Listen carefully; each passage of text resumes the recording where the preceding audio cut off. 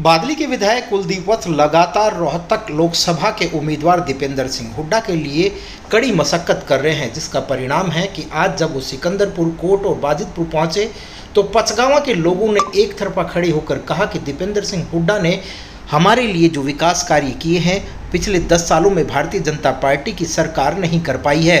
तो अब की बार 90% सिकंदरपुर के लोग दीपेंद्र सिंह हुड्डा को जिताएंगे और भारी बहुमत से उन्हें लोकसभा पहुंचाएंगे, क्योंकि जो हुड्डा परिवार ने काम कराया वो किसी भी व्यक्ति में दम नहीं रखता। इसलिए अब हम एक तरफा होकर दीपेंद्र सिंह हुड्डा को जिताएंगे।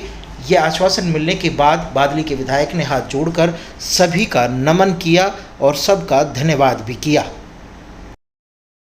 और जेजेपी की जो रैलियां हो रही है उनका पूरा विरोध हो रहा है, तो किस तरह से देखते हैं जनाब? देखिए, मैं तो एक चीज़ जरूर कहूँगा, जनता अपने विवेक से काम करे और जहाँ तक लोगों की बात है, जेजेपी और बीजेपी के नेताओं ने पहले ना किसी के दुख में जाके देखा, ना किसी के सुख में जाके देखा। देखिए, काम होना ना होना सारे काम नहीं भी होते, मैं ये नहीं कहता, पर एक जनप्रतिनिधि होता है जो जनता ने चुन दिया, वो चुनने के बाद अगर किसी गांव में ये भी पता ना करे जाके कि भी तुम जिंदा हो या मर गए हो, या ब्याह में, शादी में, दुख में, तकलीफ में, तो फिर लोगों में रोष तो होता ही है। आप वोट मांगने के लिए तो आज मैं सिकंदरपुर गांव में आ गया, आज वोट मांगने तो मैं आ गया यहाँ पे, और कल मेरे काका ताऊ, मेरे भाई मुझे याद करें और तब मैं ना रहूँ, मैं ना पूछूँ, मैं दुख में नहीं आऊँ, गांव में कोई संकट हो उसमें को नहीं आऊँ, तो फिर लोगों में रोष होता है। ये लोगों को, बीजेपी और जेजेपी के लोगों में अहंकार के घोड़े पर सवार थे। इनके दिमाग में एक ही बात थी कि भाई लोग तो पागल हैं, हमारी वोट बगैर मांगे तुम्हारे दे देंगे। जैसे अरविंद शर्मा कई गाँव में कह देते हैं कि भाई मैं तो वोट मांगने भी नहीं आया, तो इनके हेम और बहम था कि भाई मोदी के नाम से तुम वोट ले लो। आज ये नहीं पता भाई मोदी खुद वाराणसी के अंदर क्या हालत हो रही है। तो लोग जनता जनार्दन है, जब जनता भगवान का रूप होती है, ये चढ़ाती भी यही है और गिराती भी है।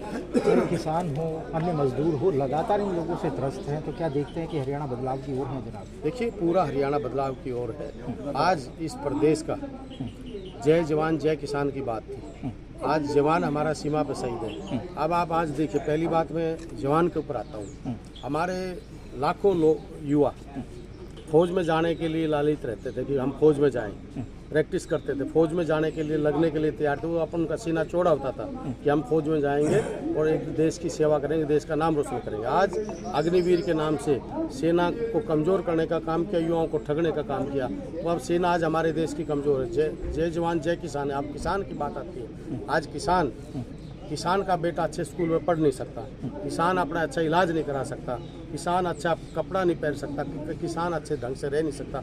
आज किसान वो ताकत है जो इस देश को पालती है। पर चाहे मैं इस बात के लिए, मैं चाहे कोई पार्टी, चाहे कांग्रेस पार्टी हो, इस बात के लिए मैं बेझिझक एक बात जरूर कहता हूँ, जब तक जिस देश का किसान और जवान मजबूत नहीं होगा तो देश मजबूत नहीं होता, और दोनों आज कमज़ोर हैं। भूपेंद्र सिंह और दीपेंद्र सिंह के खिलाफ चाहे प्रधानमंत्री हो, गृह मंत्री हो, मुख्यमंत्री कई उतार दिए गए, क्या लगता है कि कहीं ना कहीं भयभीत है भाजपा? देखिए, पूर्ण रूप से भयभीत है। आपको एक चीज़ बता दूं, कोई आ जाए,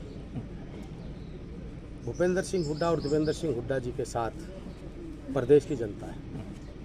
दीपेंद्र जी के साथ 36 बिरादरी है, 36 बिरादरी का भाईचारा एक होके दीपेंद्र इलेक्शन नहीं लड़ रहा है, इलेक्शन लड़ रही है रोहतक पार्लियामेंट की जनता, 36 बिरादरी का भाईचारा इलेक्शन लड़ रहा है।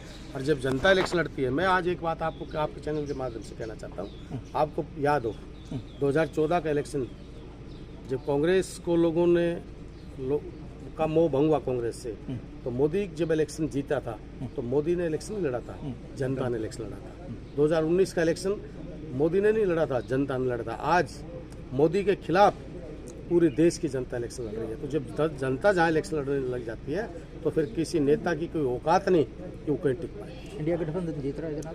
बिल्कुल, इंडिया गठबंधन जीत रहा है और देश में इंडिया गठबंधन की गवर्नमेंट आ रही है।